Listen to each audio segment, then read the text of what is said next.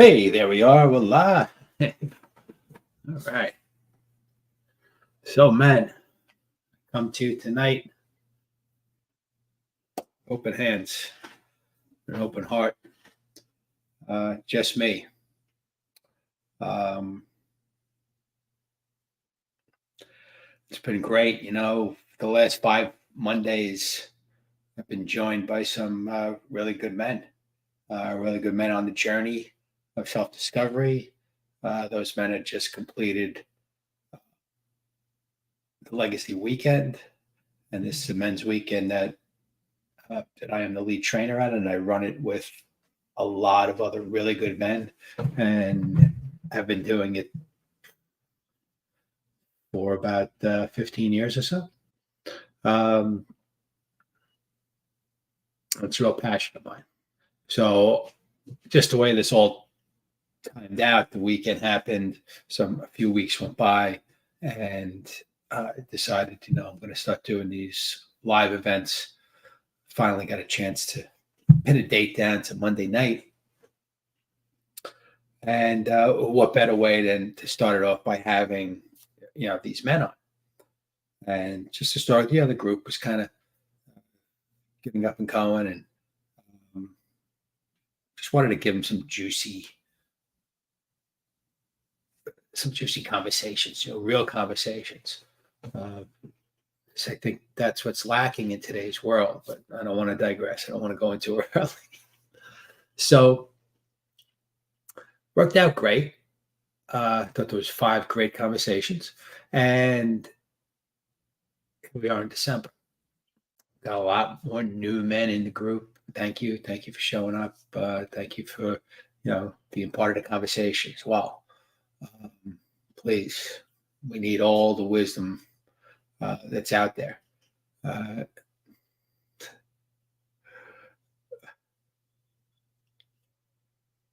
that all wisdom is wise, but we'll take all wisdom. So I thought to myself, I said,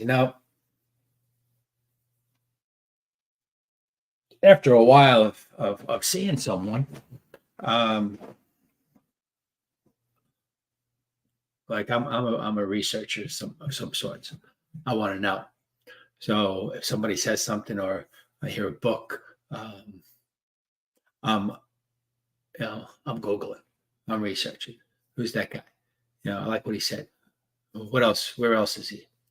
So I thought, in that vein, I'll come on and just do an introduction of who I am, and give you a background of and hopefully inside of that, they'll explain some terminologies that I use consistently, because that's important.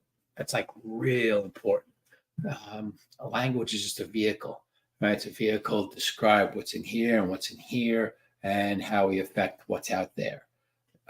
Because if I can't communicate what I want, or what I need, I should say, what I need to another human being, how would I expect to be fulfilled or happy in that relationship if I'm feeling that I'm not getting what I need from it, but I never said it, right? So there's a communication, and this is not about talking about it. It's about being able to feel it, being able to experience it. Might be a better word.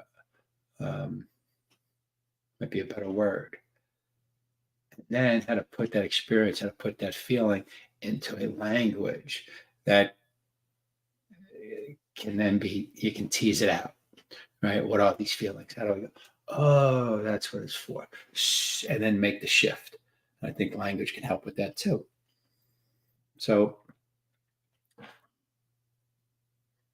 anyway, the language is important. So I want to tell you a little about me, and inside of that, hopefully, go down some streams of consciousness and maybe not so consciousness, to what I've learned and how why you should listen to a thing I say. I think that's important, to be honest. I can see somebody and go, wow, that was wise. Huh? What is it? And if I find out it's all bullshit later on, the this is just me, right? We should really be able to pick through and just take the wisdom in the words. But too often, I think um, once that man or that person that gave the wise information, once you see that he isn't who he says he is, so to speak, um, we kind of throw a baby out with the bathwater. That advice. Oh, that advice he was given. He's you can relate this to a lot of these Sunday morning Bible Belt, preachers. I'll flip through on a Sunday morning and I'll listen and think, okay, that's I mean, I don't, that's that rah rah stuff is not for me. Um, but I'll listen to the message for a few minutes, depending on how engaging it is, where I cut in on it. And the message could be great. The message could be very meaningful. It could really touch me. And then I realize, the other side of it, the business side of it. And it just makes me go, really? So I think that's common. So anyway, I wanted to come out here and just spend some time and let you know a little bit about who I am, where I've been, and a little about the language that I speak. So my name's Frank Tritini. Start the beginning. I was born in Brooklyn, New York, if you couldn't tell from the accent. Didn't live in Brooklyn too long. Family moved to Staten Island, New York. Grew up there. Went to school at a Catholic school, Blessed Sacrament. Went from that Catholic school to Monsignor Farrell High School. Go Lions. I was also on Staten Island. That was a wonderful all boys Catholic high school. Tremendous experience, tremendous school. I'd say I can't imagine. I just can't imagine going through those years with the pressures of being in a public school, in a mixed race school, having girls in class with you. Like, I was very isolated in a way, but in a kind of good way, right? It was a safe environment. It was a safe environment. I knew everybody. There was about 350 kids in the class, relatively small, not tiny, but relatively small. And I would say when I was a junior in high school, I knew everyone in that school. Um, so it was a place you could really be yourself, even in high school, which is tough. Right. So that's why I feel lucky. Uh, Played sports, played basketball, played soccer in my junior and senior year, which was amazing because I had never even watched a soccer game. And my best friend asked me, he says, "Hey, why don't you play soccer?" I said, "Soccer? I've never even watched a game." He said, "Come on, we need a goalie. You're big, you're tall, you're athletic, you're quick." And he says, "Just stop the ball from going in the net." So I was like, "All right, I'll give it a shot." And went on to win 2 championships in 2 years. Uh, played a couple of years in college that I went to. Um, and now, where it kind of comes full circle, my younger boys, they are soccer fanatics. I had nothing to do with it. They watched the World Cup last year and came out of that just on fire about soccer. So it's been great being able to be with them. Um, and give them a little instruction. I would just hang with them and be enthused by it. People will watch the game, know what's going on, and be a dad, and because you're right, as a dad, you're supposed to know shit. So if they were so into soccer and I didn't know anything about soccer, I'd be like, either have to find out or um, or not, and be this somewhat distance from it. But it's great that I had that experience and it's kind of come full circle. Anyway, high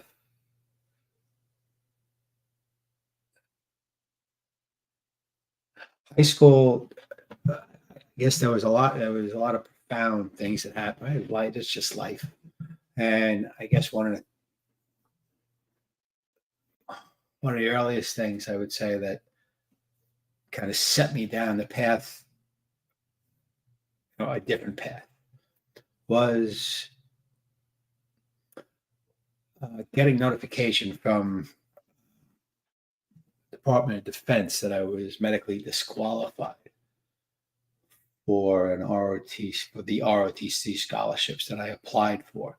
Because that was my plan A, to get an ROTC scholarship. Wasn't too picky on which one. Go to college, earn a degree, have the government pay for it, come out, do my payback time. I think it was 4 years. Um, and, kind of come out of that as an officer in the armed service with a college degree and, 4 years experience in the armed service. If I didn't stay in longer, really wanted to be a naval aviator. I don't know if that would have happened because I'm 6'4". So some people tell me there's no way that I was like right at the limit to get into a fighter. Um, but either way, that didn't happen because I have eczema.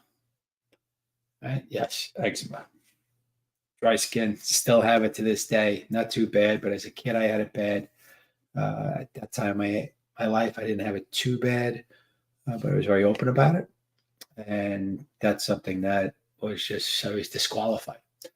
I remember that day vividly when I got that message from my mother. My mother called me. I was in Florida visiting my sister, and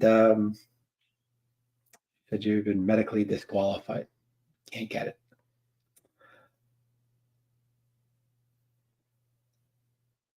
And my dream was shattered, just like that, through no fault of my own. Right, just through the fault of my biology. Um, yeah. So, like I said, I really didn't have a plan B. I was young. I was in junior high school, so plenty of time to figure it out. But I think I don't know. That was definitely something that impacted me for a while. Maybe I was afraid to dream. Maybe I was afraid to really want something, right? Because if I didn't want something that bad, then it couldn't be taken away like that was, and I wouldn't experience the hurt, the disappointment. Um,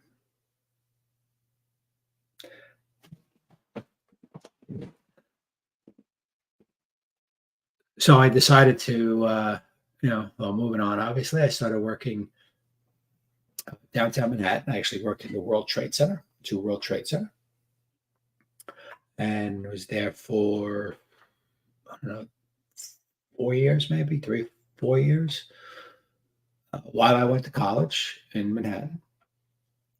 Um,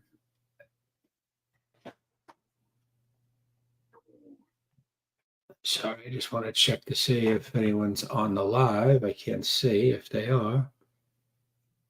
So I got to see it on my phone.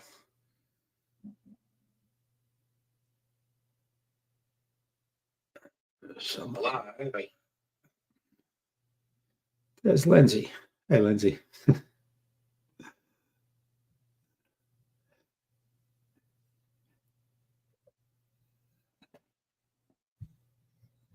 So yeah, I don't want to try not to bore anyone, Lindsay. Uh, It's just talking into the screen tonight for me. So where was I? I was going to school in Manhattan. I was working downtown New York. I was young, cocky, full of it, and um,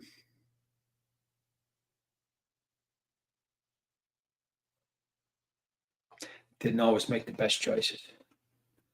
Didn't always make the best choices.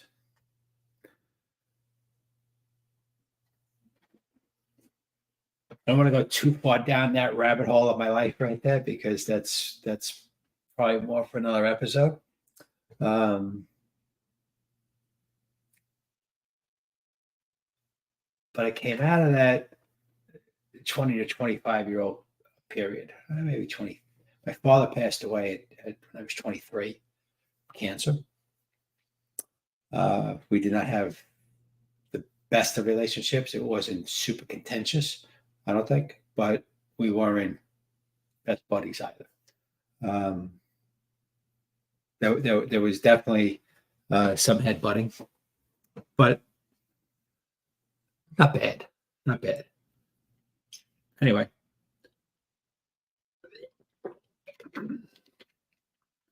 I was 23 years old. I was doing what you could do to make money. I moved back home after my dad passed away. And I was leaving the house one day, and my mother said to me, she said, "Hey, do you want to see if George can get you a job on the railroad?" And I was like, "Sure." And I kept on going. And I think like a week later, I was in a training class working for the railroad. I had no fucking clue that would lead to a 27-year career. It's funny because my dad was a cop, and he kind of wanted me, he was like, "You should get on the job." Look at that. He wasn't pushing it, but he put it out there like it was a real good fallback position, have that union job, right? Be depending on that union job, good to raise a family. And like I wanted more. Like I wanted to own businesses. I was really good even at a young age about seeing some stuff and then being able to tweak it a little bit and it would work a little better. And like that's funny. That's what I did then in stores that I worked on, and that's kind of what I do with the men that I work with too. We just there's nothing really wrong. We just got to tweak a little tweak, and they're off to the races. So it's just funny with the realization of this, like so it was always there with me. So I wanted more. But anyway, I wound up with this union job. Yeah, it was always very ironic for me.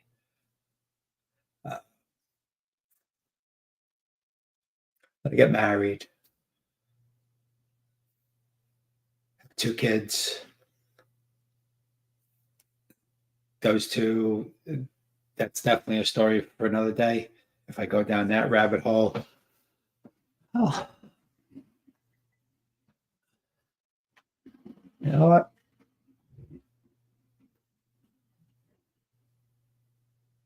Look at the time. Take care. All right. So the year is 1994. I'm married 4 years. In my first house, about 2 years. Everything's going well.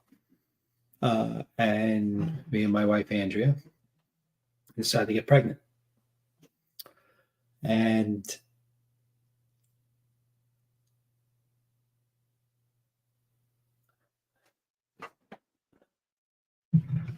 as the story goes, I was working on the railroad all the live long night. working at nights, and as being a good first time uh, father and husband to a pregnant woman, I was going to all the appointments, accompanying her. I wanted to know. I was very involved, and I called her. This is before cell phones, or before I had a cell phone. It was probably before cell phones. Um, so I called her to let her know I was going to work overtime, and she said, "Oh, I have to go to that appointment today." I said, "Oh, I'm so sorry.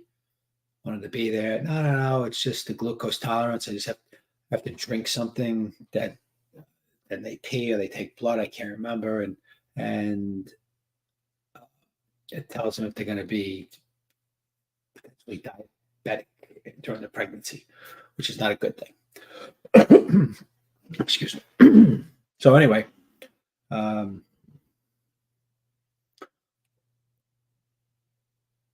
she ends up going to the doctor's office. Something was wrong. She didn't feel right, and calls me. Calls my work. They call me up to the tower. I go up. It's very unusual. Get the doctor's office on the line. Get the doctor on the line, and not even a nurse. Doctor gets on the line. Wife's very sick. We're going to send her to the hospital. She's got high blood pressure. Potentially preeclampsia. Right. So anyway, I tell them I got good insurance. Put her on an ambulance. I'll figure it out. They do that. I meet her at the hospital. It's now 1:00 in the afternoon.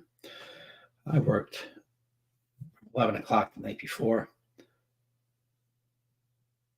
So sure enough, she has pregnancy-induced high blood pressure, which is called preeclampsia. So it goes preeclampsia, eclampsia, coma, and death.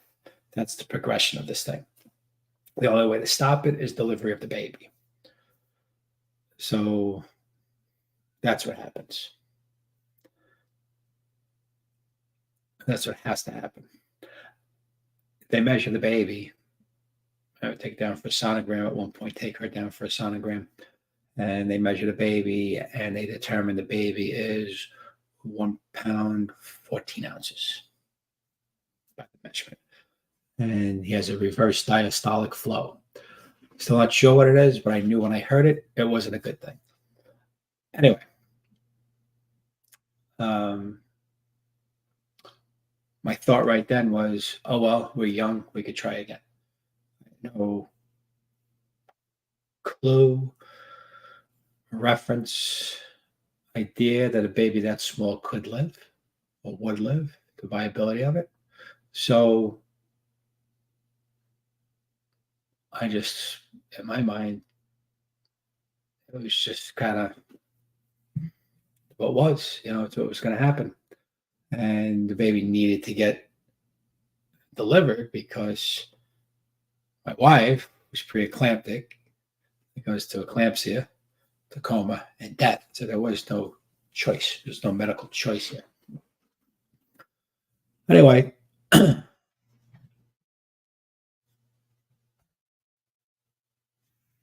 was born on 9/18 on 10/18. That's the only reason why I remember it. And I don't know, sometimes about 8:00, I was standing next to my wife's bed and I was holding on to the bed and my legs were just trembling. I was so scared. Here it was, my wife is dying, my baby's dying. And I'm a man and I can't do anything about it. I can't do a fucking thing. Totally, completely out of my control. I was trembling. I was scared shitless. Okay, but I gotta be brave for her, right? I mean, she's laying there in the bed. She's experiencing all things. She's the one with a real, it's just all the other stuff is just emotional to me. It's not physical, but boy, it was rocking me. I mean, I was holding on to that bed and my My knees were actually knocking together, like a cartoon. So anyway, the nurse says to me, she says, "Are you going to come in the operating room?" Obviously, she had to have a C-section. I was like, "Yes, absolutely." And truth be told, I thought that's the only time that I would see the baby alive. Because the baby is alive inside of her. Once they take the baby out, it's going to be alive, but not for long. That's kind of where my head was. So I want to see my baby alive, you know. Uh, so she gives me the scrubs to change into. I go into the bathroom, and I said I was shaking. So I'm holding the sink, that little sink in the bathroom. I'm shaking them, and I look in the mirror and I say this. I say, God, give me the strength to deal with whatever your will is. I shit you not, like that, the shaking stopped. You know, I never experienced anything like that before, and nothing to that degree since. Right, but this was not a meditation. This was not a summoning the strength. This was saying probably the most brilliant thing I've ever said in my life. Give me the strength to deal with whatever your will is. I didn't pray for my wife's life. I didn't pray for my baby's life. He said, give me the strength. And like that, physical shaking stopped. Changed into my scrubs. Went into the OR and watched my son Ryan be born. And Ryan is now just turned 29 years old. Miracle baby. So what did I know back then, right? Hey, Dave, what's up, brother? Haven't seen you in a dog's age, man. Hope you well. So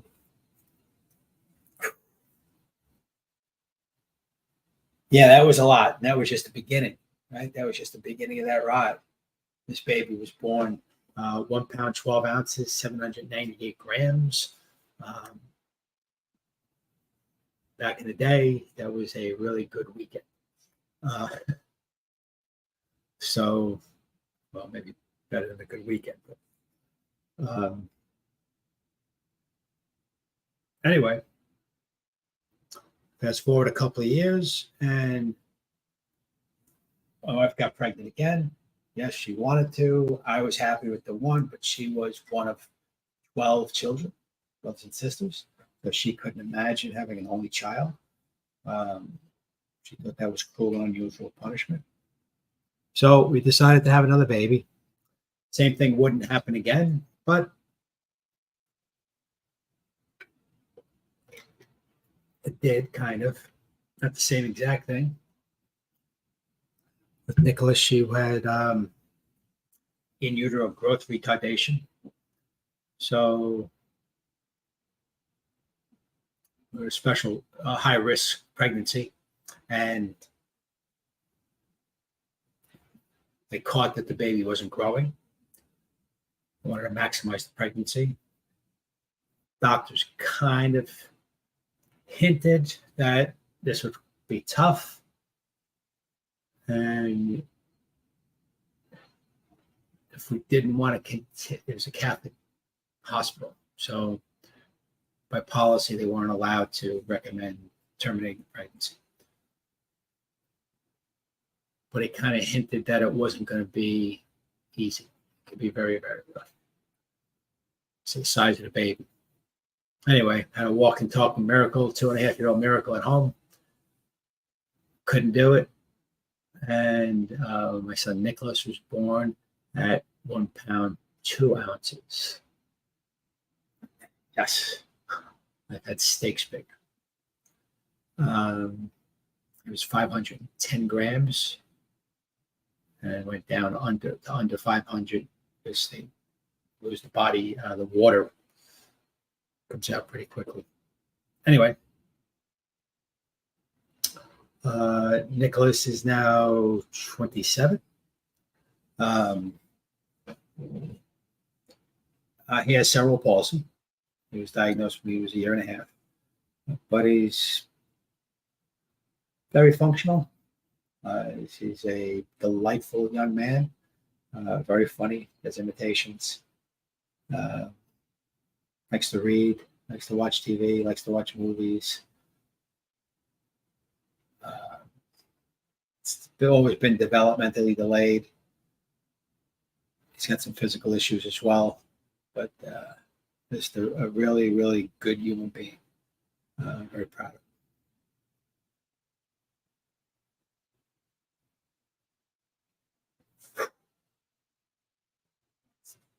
A little emotional. Sorry about that. Yeah, so I've grown up as a young man, as a young father, with two examples of life, right? What's possible, even when I didn't think it was possible. Right? Those examples.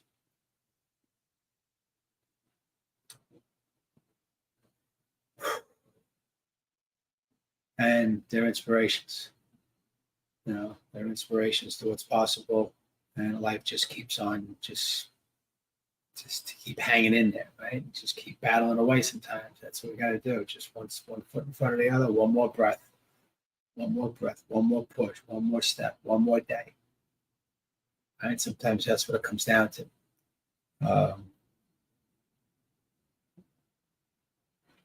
So anyway, don't want to get lost down that rabbit hole.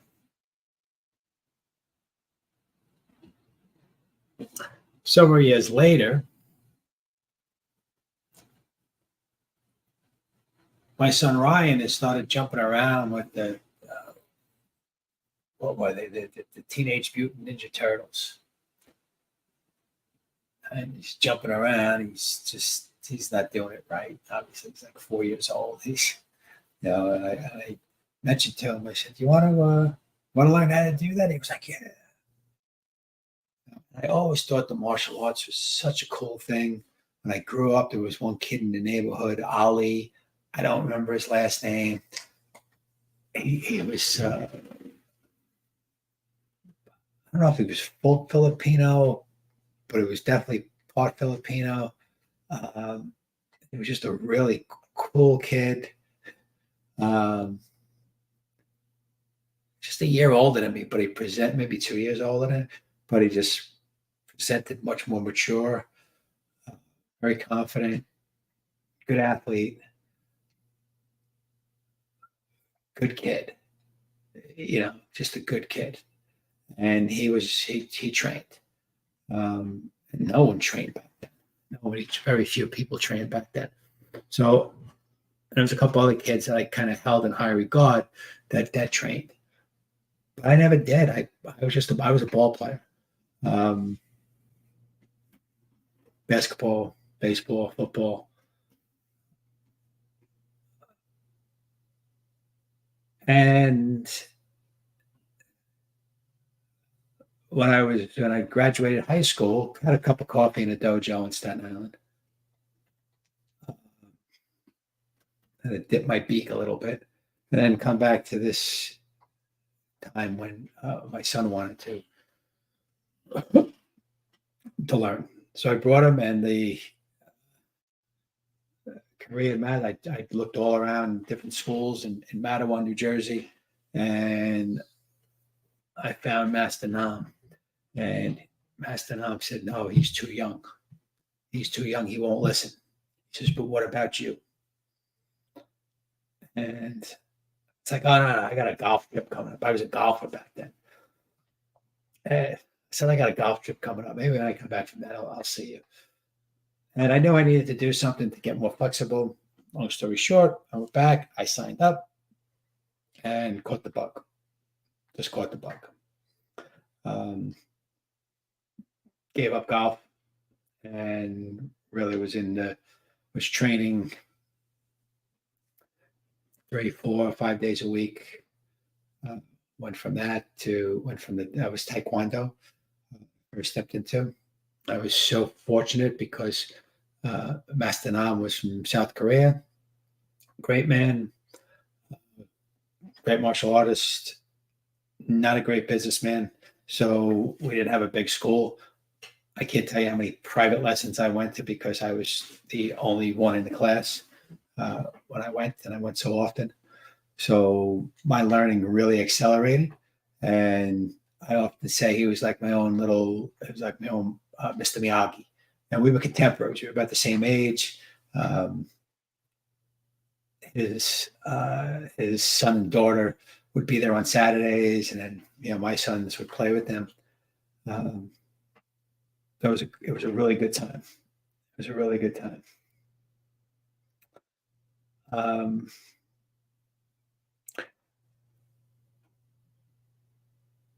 and in Taekwondo, you break stuff a lot, at least in the school that I went to. So one day I'm there alone with Mestinam, and he wants me to, with a straight punch, break 2 boards. We don't really break 1 board. So we did a lot of kicking. We didn't do a lot of punching. So 2 boards. Oh, wow. Okay. Haven't done that much, right? So with a straight punch. And I did it. He said, okay, now 3. And with the 2 boards, like I said, I did it, and I want to, it stung a little bit because it's 2 boards. Not that it's any great feat, but it definitely stung a little bit on my hand.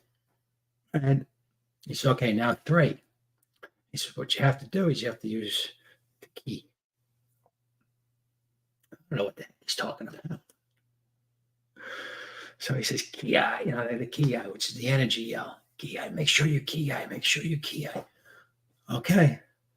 All right. So I line up a little bit in my head. I line it up, and and my hand hits the board, and ow. Doesn't break. Hey, Kev. So then he tells me how to, with the ki, he says, not only just don't yell it at your match, just bring that energy up from the floor and down through your arm and out your fist into the board. Okay. I'm simple, right? Just he tells me to do it, I'm doing it. And so I do it. The boards break. But here's the thing. I know you're going to think I'm full of shit. It didn't feel like I punched them. They broke. I know I hit them, but I just hit it a minute before, so I know what my fist hitting it felt like. I just broke 2 boards before that. This was different. It was different. And I looked at him and I said, what was that? He says, that's a good job. I said, no. What was that? And in typical Master fashion, he says, little by little. Like he wouldn't tell me anything. Well, he did, but he just keep dripping to you, Keep coming back, Daniel son. Excuse me. Anyway, not too far after that, not too long after that, a couple of days, I wound up, there was this business across the street from where I lived, the neighborhood that I lived in, and I would see a lot of cars there, little cars there, a lot of cars there, no cars there. It was weird, and I always said I got to stop in there. So this one night I stopped in, there was a lot of cars. I stopped in. What the heck's going on here? There was a yoga class going on, some kind of training going on in the basement room. So I talked to the girl. She takes me around, and she mentions, she has 2 personal training studios, and So massage, she's giving me the tour, and that's the Reiki room. And I said, Reiki? What's Reiki? And she says, oh, it has something to do with energy. And I was like, tell me more about that. She says, I don't know. I just work here. I'm filling in for my mom, blah, blah, blah. Go.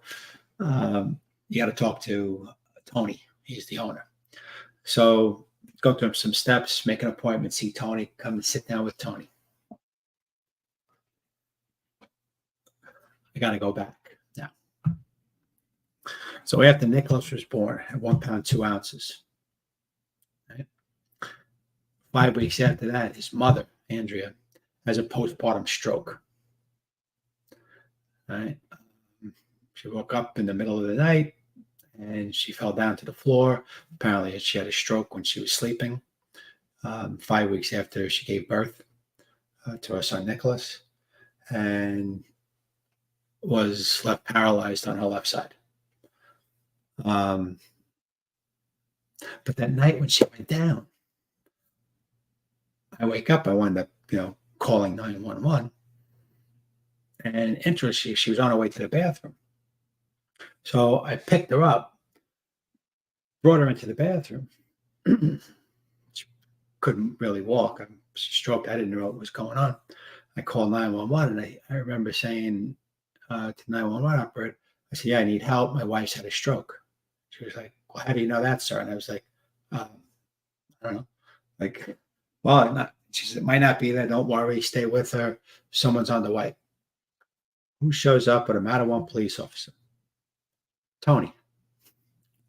Yes, the same man that now, 3 years later, I'm in his studio getting information and asking him about energy. So I tell him what I just told you about the board breaking. He said, that's great.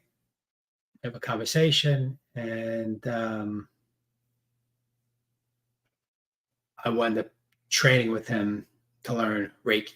And Reiki is a hands-on Japanese healing art dealing with energy and really learning the energetic system in the body. You may have heard about chakras. Right? If you don't know about chakras, these are energy centers throughout our body. And they all have corresponding emotions, centers. Like obviously, this is the fourth chakra is your heart chakra. That controls the center for your emotions. Either giving love, blocking it off, whatever that be, your heart chakra. These chakras also have corresponding physical ramifications when they're out of whack.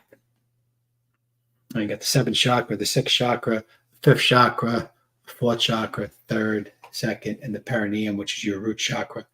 And I don't want to go into a lesson about chakras now, but you're going to hear me talk a lot about chakras and heart centers. And so I wanted to give you that background that I have.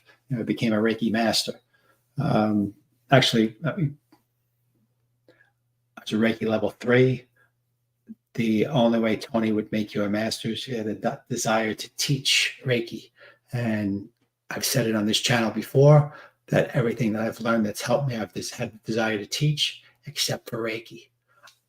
I don't know why. I've never had a desire to teach Reiki. So I never went for my master's, my master level, but Reiki level 3. And according to Tony, knowledge-wise, it was the same thing. It was just a master has the ability to teach others and to attune others.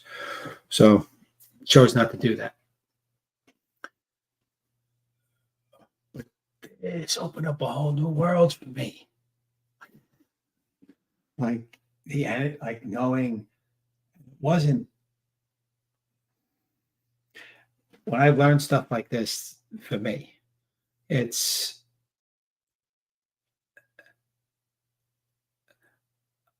I'm learning the language of stuff that I know. I didn't know I knew it beforehand.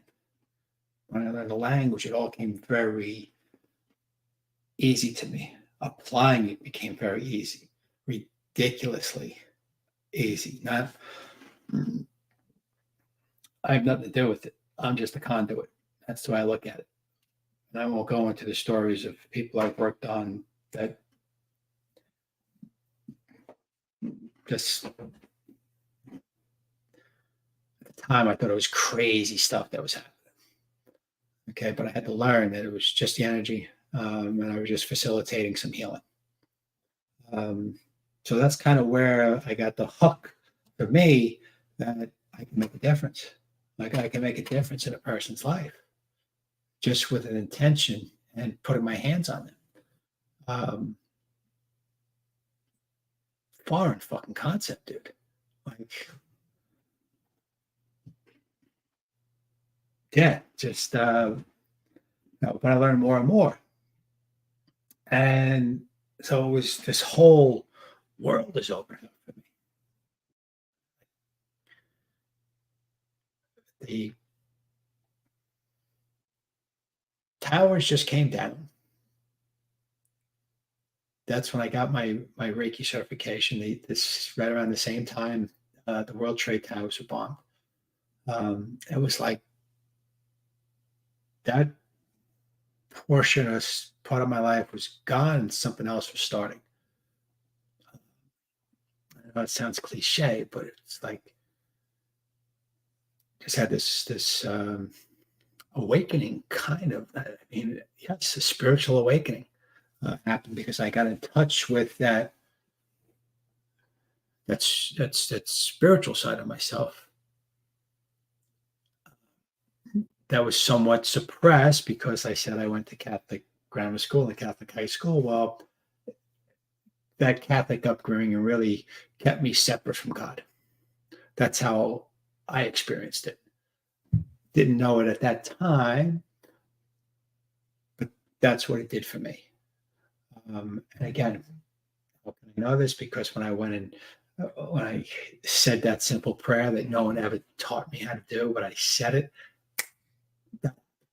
and so that was beyond me. Whatever that was beyond me. Okay, I didn't have to, make the sign of the cross, and I'm not saying there's anything wrong with that, but in that realization, it's like, wow, why didn't I have that connection my whole life?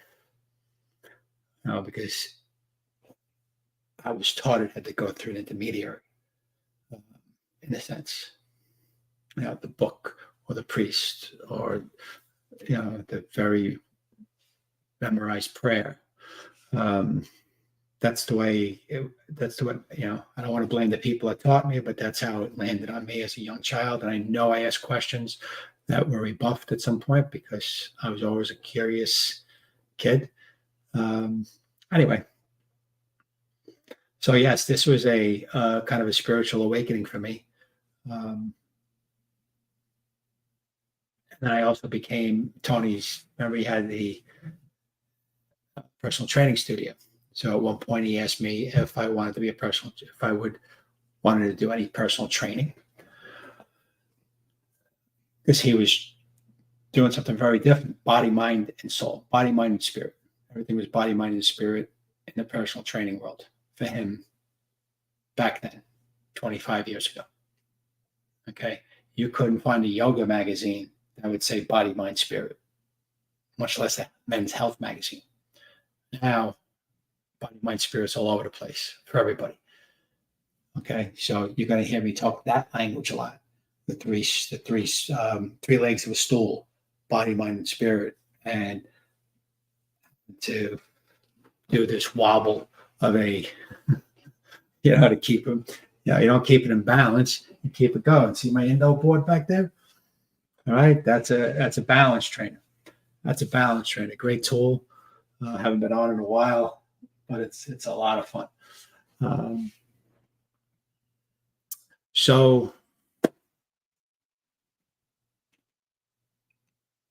just distracted myself.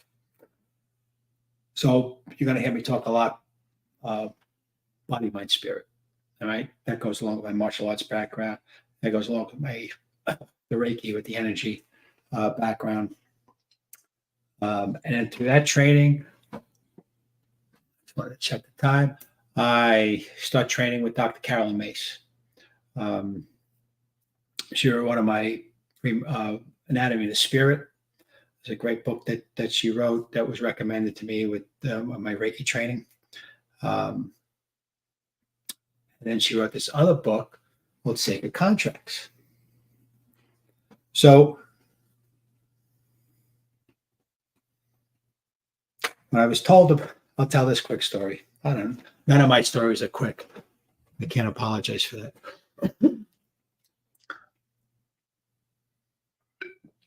So when I was doing the Reiki training, we're at lunch, 4 of us, 5 of us just bullshitting. And someone says, "Oh, that was a great book. It was such an easy read." So what was that book? I've never enjoyed reading. I love the fact that I have Audible now and I can consume books Audible that way, but I was never a big reader. Anyway, so when I heard easy read, I was like, wow, okay. So he says, Many Lives, Many Masters. Next day, by Brian Weiss. Next day, I'm looking for Anatomy of the Spirit. Because Tony had a reading list, after class reading list. And I said, Tony, I'll go out, I'll buy those 10 books, and it'll take me 2 months to decide which one to start reading first. Just give me one. He said, Anatomy of the Spirit. Next day, I'm looking for Anatomy of the Spirit. There I see Many Lives, Many Masters. I put it under my arm. I don't know what this book is. All I know it's an easy read. And Rich recommended. Guy who was in the class. Buy my stuff that night. I'm in bed. My intention was to crack open Anatomy of the Spirit. Going through the bag. I pull out Many Lives, Many Masters. And I said, what's this book about? A day and a half later, I had read the book. All right. I went through that book. I mean, it's not a big, thick book. It's, but I couldn't put it down. Literally, that book changed, the lesson in that book changed the way that I look at life. And really the big takeaways, a lot of takeaways, but the singular takeaway from that book for me was we are here, I am here, and I believe that we are here to learn lessons. To learn lessons for a soul or spirit, being, whatever you want to call it, to learn the lesson and evolve, and then move on. And the reason why that's important is that part, I think I might even posted it in one of the posts in the group, is when something bad is bad, negative happens to me. Ever since reading that book, my first question is, what's the lesson? I'm always looking for the lesson. Going through the pain, going through the struggle, dealing with whatever needs to be dealt with. The lesson, getting through is important. For my survival and my family and everything, I got to get through this thing, business, or on a higher level. It's like, what's the lesson? What's the lesson? This ties in perfectly when I started training with Dr. Callum Mace and the patterns of archetypes. Right? The same thing. What's the lesson? If I learned the lesson, it's like in school, or if you're training for a new job and you have to go to training class, right? You get the material, you learn the material, and here comes the test, right? You pass the test, well, now you get new material, and you move on. Now you have to know the old material a lot of times with the new material, but you know that old material. Move on to newer material. If you don't know that test, if you fail the test, or if you don't take the test, it keeps coming around. It keeps coming around. It keeps coming around. And sometimes it's like, hey, let's go. And that's what I'll often say is that sometimes if you don't pay attention, if I don't pay attention, if you don't pay attention to what's going on, take the test, learn the test, move on, then life is going to keep giving you the lesson, keep giving you the lesson, keep giving you the lesson until it says, hey, pay attention to this, and maybe knocks you the fuck out. It's the back of the head. I usually say you get hit on the back of the head with it like a 2x4. So, and once you learn the lesson, you can move on. This works well also with the archetypes. All right. And that's what I learned with Dr. Carolyn Mace is the archetypes. And we were at Sacred Contracts and so long. I think the subtitle to our book is Uncovering or Connecting with Your Divine Purpose. So the idea was using the archetypes, the archetypal sight, archetypal knowledge of myself, the knowledge of the archetypes in a certain system to be able to align those energies with my purpose, like the purpose that we all individually are incarnated with. And that's a divine purpose. There's a lot of other ways to hold purpose as well as a man. So in this group, we will talk a lot about purpose. Okay. I believe, I truly, truly believe this I know this to be true. I've never read a study on it. I've never seen anyone else, but what is behind the epidemic of suicides in middle-aged men, and it is an epidemic proportion. The thing that is behind that is men not being connected to their purpose. Right? This is how important purpose is to us. Right? David Data writes about it in The Way of the Superior Man. If you haven't read that book, that's a must. That's a Bible for us men. And he talks about how vital it is for men to be operating with purpose, at least. With purpose. Now, if not, in direct alignment with your divine purpose. That divine purpose, I get it. It's elusive. You throw the word divine out there, some men go, oh, listen, get over yourselves. All right.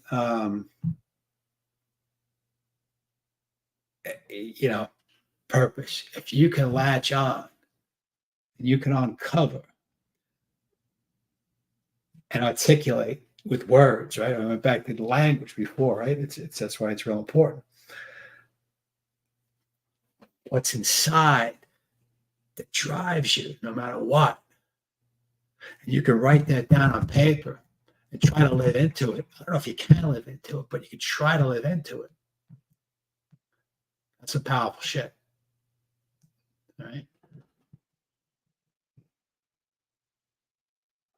I count myself very, very lucky that back then, working with Carolyn for the 4 years that I worked with her, one of the exercises was to craft out the purpose. If you could touch it, if you could access it through the work that we did with the archetypes, which is a lot of introspective work. And what I crafted back then was, and I mentioned this last week when I was talking to Jonathan Rudolph, that my purpose, as I wrote it back then, and it still touches me today, is to be an agent of transformation through a higher level of consciousness. Well, what does that mean? That I am an agent, a change agent,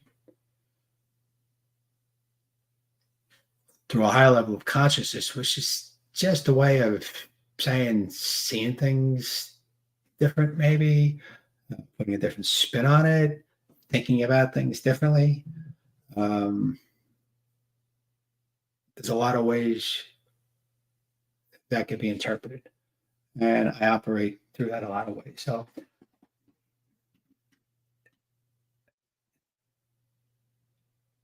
consciousness is this thing. Purpose is this thing. Way of being. You'll hear me say that a lot. Your way of being. Right? It's this thing. Can't touch it. Right? That's where we got to get action. Start and do. Right? Because that's how we manifest stuff in this world. Through our actions. It just doesn't happen. And even when it does just happen, because sometimes it seems like it just does happen. But this one, it can break it down a lot of times as a series of actions or inactions. And all those actions and inactions, what they had behind it was choice. What that choice had behind it was intention. So all these things go together. All right, and that's that three-legged stool, body, mind, and spirit.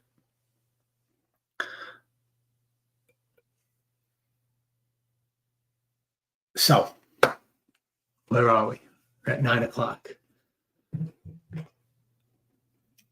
So let me bring this home. I just want to look at my notes here to make sure that I covered what I wanted to cover. Check. Archetypes, manifestation, energy. Martial arts, that's the work, purpose. So, two last things, I guess. Because action is fine. So how does that all work out to this group, the integrated man? Well, one thing about men, we can either be in action or not in action. And is it the right action or is it the wrong action? We don't know. Truth be told, right? When you did something, you really don't know. So it's been very helpful in my life to have men that I can count on, men that I can bounce stuff off, men that would give me counsel, men that will tell me I'm being an asshole, men that'll tell me to get my head out of my own ass, and they'll tell me their truth. They see it, it lands for them, without judging me. Right? But they're going to give me, from their own experience, they're going to give me some gold. Right? So they're going to willingly share that with me. So that's the work. You'll hear me talking about doing men's work. All right. That's kind of the work. There's a lot that goes in there for me. Really doing the work is to be able to get honest with myself. That's the real work. Right? To really get honest with yourself, and then to share that stuff that we don't want to share, to share that stuff that I don't want to share with somebody else, just to kind of check in.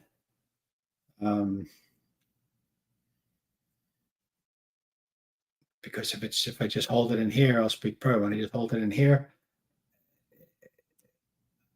I can cover it up. Put a little whipped cream on the shit, I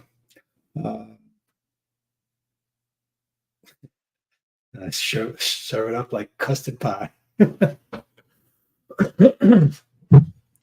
So the other thing with the actions that we do, you heard me talk a lot about accountability. I just put something out into the group about doing an exercise, gratitude exercise. Okay, simple exercise. If you didn't see it, the exercise is I'm going to write 3 things that I'm grateful for on a piece of paper. I am grateful for, boom, 3 things. Tomorrow morning, I'm going to wake up. I'm going to read that. I'm going to read those 3 things, and I'm going to add 1 thing to that list. I'm going to do that for 30 days. All right. So if, especially during this time, the holiday times, they can be fun. They get excited. They can also be somewhat depressing, right? If we're not in that right spot. Times are tough. You can be in a tough spot.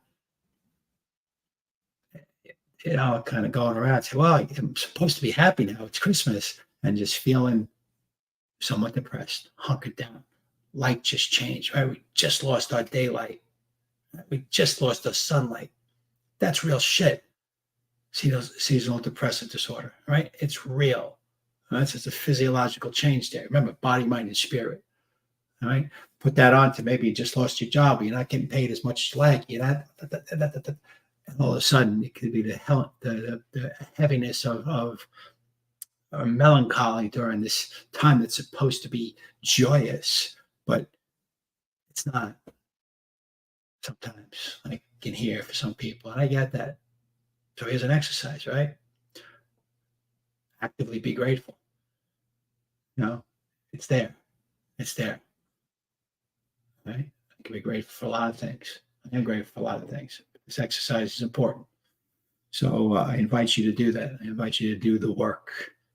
Now, just to give you a little heads up, and I'll wrap it up here, is through December, I am just going to be on solo for the Mondays. And then starting January and probably into February, we're going to do a leadership series. So the men I'm going to be interviewing is going to be specific around leadership in some capacity. It's not fully fleshed out. I have my guest list. I have to settle in, but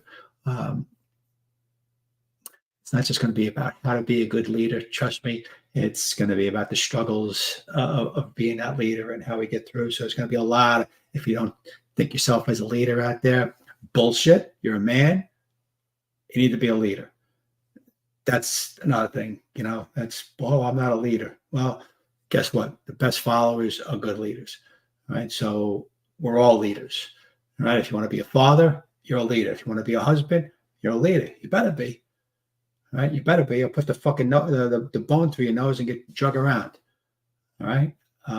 That's your choice. Then God bless you. But this probably isn't a group for you. So what I'm going to do in the next 2 weeks is definitely take a deeper dive into the archetypes. Because I talk a lot about the archetypes, and there's just so much there for me to give. And I believe once you learn the language, it's men have told me it's life changing. Because it really quantifies what already is. It just gives you a system to how it all works. It's like the cheat code. But we won't go there now because it's 9:08 and I can't talk anymore. So this was a lot of fun for me. I hope it came off okay. I just kind of been talking to the green light for a while. It's not like what I like to do. I like to talk, but usually it is another person. So that's it, Ben. Thank you for showing up. Thank you for listening. Thanks for giving a fuck. I'm here because I care about you. If I don't know you, I care about you. Don't ask me why. I don't know. But this is definitely doing this is it's what I need to do to live into my purpose, to be an agent of transformation through a high level of consciousness. So I thank you for showing up and allowing me to be me. And I'm here for you. So hopefully we talk soon. See you in the group. Thanks, man. Good night.